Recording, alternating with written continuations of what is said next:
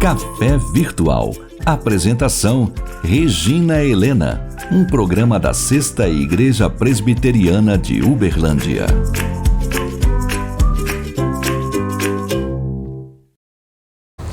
Olá, seja muito bem-vindo ao Café Virtual.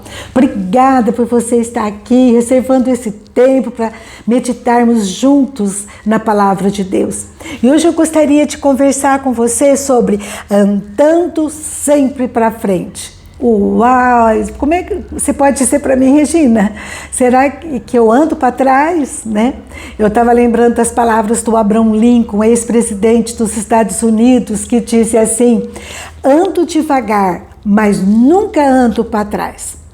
E Deus nos fala de uma forma tremenda lá em Jeremias, capítulo 7, versículo 23 e 24, ele nos alerta, dizendo assim: dai ouvidos à minha voz e eu serei o vosso Deus, e vós sereis o meu povo. Andai em todo o caminho que eu vos ordeno, para que vos vá bem. Deus está falando, você quer ir bem? Você quer ir sempre para frente? Presta atenção, né? Fica atento à minha voz e obedeça. Daí ele continua, e esse versículo seguinte é muito triste, que diz assim: mas não deram ouvidos nem atenderam, porém andaram nos seus próprios conselhos, e na natureza do seu coração maligno andaram para trás e não para frente. Eles retrocederam. Ai, como nós temos que pedir a Deus sensibilidade para ouvir a voz dele e obedecer, para andarmos sempre para frente e tudo irá bem conosco. E eu estava pensando nesse tema e lembrei da história de Ló e de Abrão. Olha só, Deus fala para Abrão em Gênesis 12, versículo 1. Ora, disse o Senhor a Abrão: sai da tua terra, da tua parentela e da casa de teu pai, e vai para a terra que te mostrarei. Versículo 4. Partiu, pois, Abrão como lhe ordenara o Senhor, e Ló foi com ele. Essa ida de Ló com Abrão causou tantos transtornos na vida do Abraão e dos seus descendentes. Eu me lembrei de uma palavra do pastor Hernandes, que ele disse assim, que Ló, ele era rebocado pelo seu tio Abrão. E a gente vê que Deus abençoou tanto Abrão quanto Ló, e eles foram prosperando, tinham muitos animais, e começou uma briga entre os funcionários dos dois, funcionários de Ló e de Abrão. E daí lá em Gênesis capítulo 13, eles se separam, e Abrão deixa Ló escolher. E Ló, versículo 11, diz que ele escolheu para si toda a campina do Jordão, diz que era bonita, né? Bem regada. E Abraão foi para outro lado.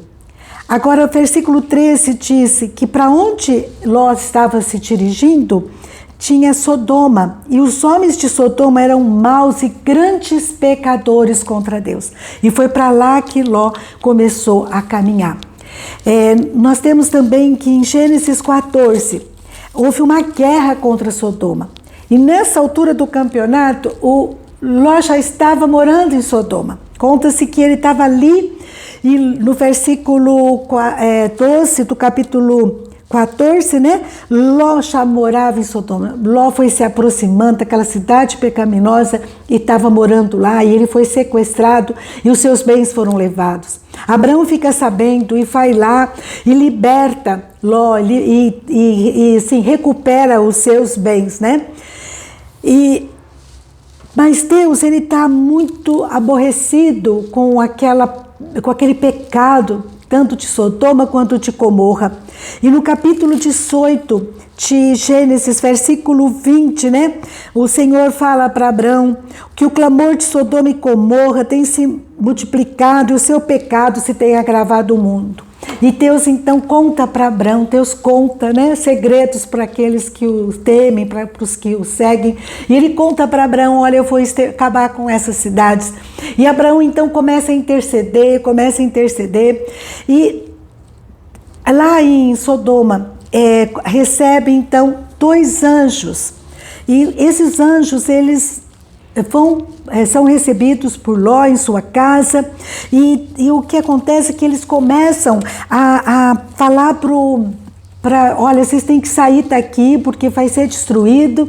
E daí é interessante porque Ló, ele não vai, ele fica lá, né? E como temorasse, lá em Gênesis 19, versículo 16, os anjos tiveram que pegar Ló pelas mãos para levar ele embora, porque ele não ia.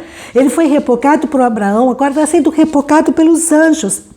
E lá em Gênesis 19, 29, diz que Deus, ele honrou, né, a fé de Abraão, ele se lembrou de Abraão e ele livrou Ló. E foi isso que aconteceu. Ló foi repocado por anjos e daí os anjos falam assim, olha, não olhe para trás e nem pares em toda a campina, foge para o monte para que vocês não pereçam. Mas a Ló fala assim, não, começa a negociar com os anjos, eu não queria ir para o monte não, deixa eu ir para uma cidadezinha pequenininha ali, né? Daí os anjos, apressa-te, vai, tudo bem, refugia-se nela, vai, mas sai logo, né? E eles vão para uma cidadezinha chamada Zoar. Depois conta que Ló volta novamente para o monte, né?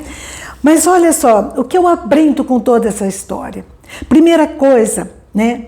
Eu fico pensando, a gente tem que ter sensibilidade para ouvir a voz de Deus e para nos libertar daquilo que prende. Às vezes a gente é preso por pessoas, por ministérios, por lugares, por profissão, por cidade, e a gente fica assim angustiado, não quer perder nada, né?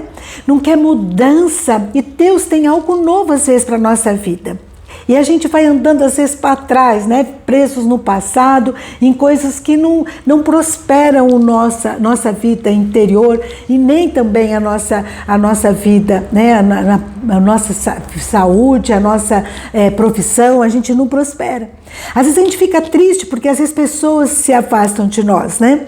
Às vezes a gente fica triste porque a gente mudou às vezes de cidade, fica longe de pessoas que a gente amava, mas a gente tem que pensar que os amigos, eles ficam, mesmo quando a gente muda de cidade. Eu tenho isso na minha vida, né? Eu tenho como exemplo algumas amigas, elas perduram até hoje.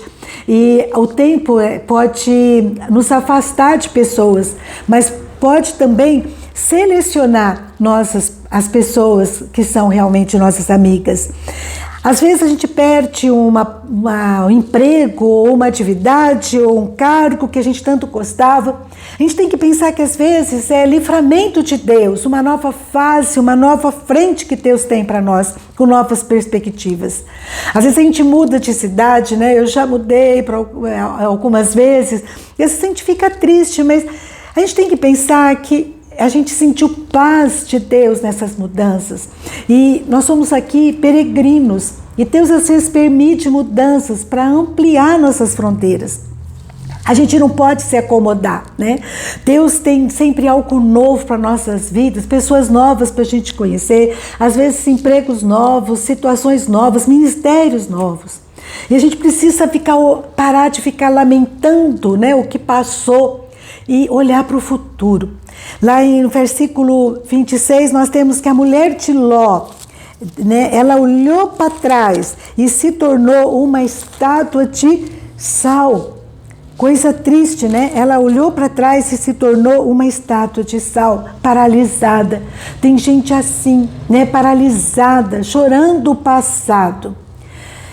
Eu tenho uma amiga que o marido saiu de casa e ela ficou tão triste durante muitos meses, sem dormir direito, com olheiras, né, chorando, com uma angústia tão grande. E um dia nós conversamos exatamente sobre a mulher de Ló. Ela estava paralisada, né, e virando uma estátua de sal, né, intragável muitas vezes para as pessoas que estavam por perto querendo ajudá-la.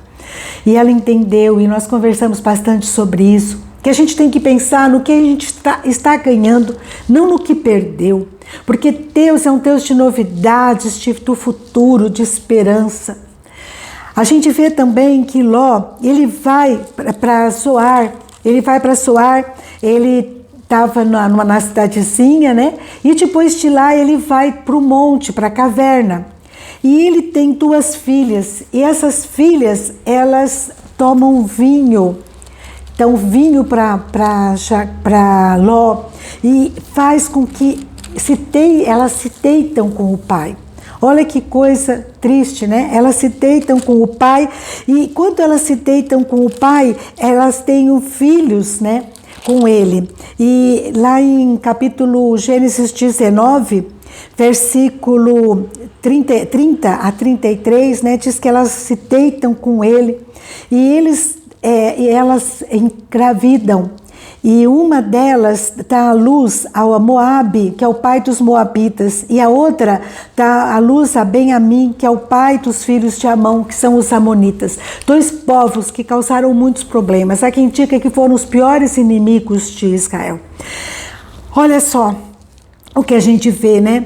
Que muitas vezes a gente tem que repensar a nossa história para não caminhar para trás. Abraão, quando ele vê que não tinha uma mulher adequada para Isaac, ele manda o seu empregado Eliezer para ir até a sua parentela para conseguir uma esposa para o seu filho Isaac. Aquelas moças, elas não tiveram paciência, elas fizeram aquilo que estava errado, se deitaram com o próprio pai. Às vezes, né, a gente muda de lugar, a gente conhece Jesus como Salvador, mas a nossa cabeça às vezes fica impregnada com o passado e não permite que Deus nos transforme. Nós vemos aqui que as filhas viram Sodoma ser destruída por causa do pecado, mas a imoralidade estava impregnada no coração delas. Elas não aprendem a lição. Elas não abraçam a segunda chance, não esperam no Senhor um esposo ou vão para outra cidade para conhecer alguém conforme a orientação de Deus, ouvindo a voz de Deus. Mas elas cometem os mesmos erros, pecados que o seu povo lá de Sodoma cometia. Não te sapecou. E a gente tem que cuidar, porque a gente tem que olhar para frente, olhar para o caminho que Deus traçou para nós, para prosperarmos, para andarmos sempre para frente, não retroceder. Elas retrocederam, né? E elas voltaram para trás num pecado que tinha exterminado a cidade onde elas moraram. Então a gente vê aqui que algumas coisas, né? Ló foi um problema na vida de Abrão. Abrão teve que lutar por ele, Abrão teve que passar por muitas situações difíceis por causa de Ló. E os seus descendentes, né, foram muito prejudicados por causa dos moabitas e dos amonitas. A mulher de Ló também, por sua vez, saiu da cidade, mas a cidade não saiu do seu coração. Ela olha para trás e vira uma estátua de sal. As filhas saíram da cidade pecaminosa, mas levaram o pecado no coração delas. O que será que nós temos levado no nosso coração? Às vezes perdas do passado que a gente não consegue perdoar, não consegue aceitar, que a gente possa refletir sobre a nossa vida. Pensar que nós temos que andar para frente, pensar naquilo que nós estamos ganhando, né? A mulher de Ló ia ganhar uma nova região, um novo povo, uma nova história, e ela olha para o passado. Aquelas filhas de Ló, elas também, pecam, né? Embebedam o seu pai e daí em seguida elas coabitam com ele e tem filhos, né?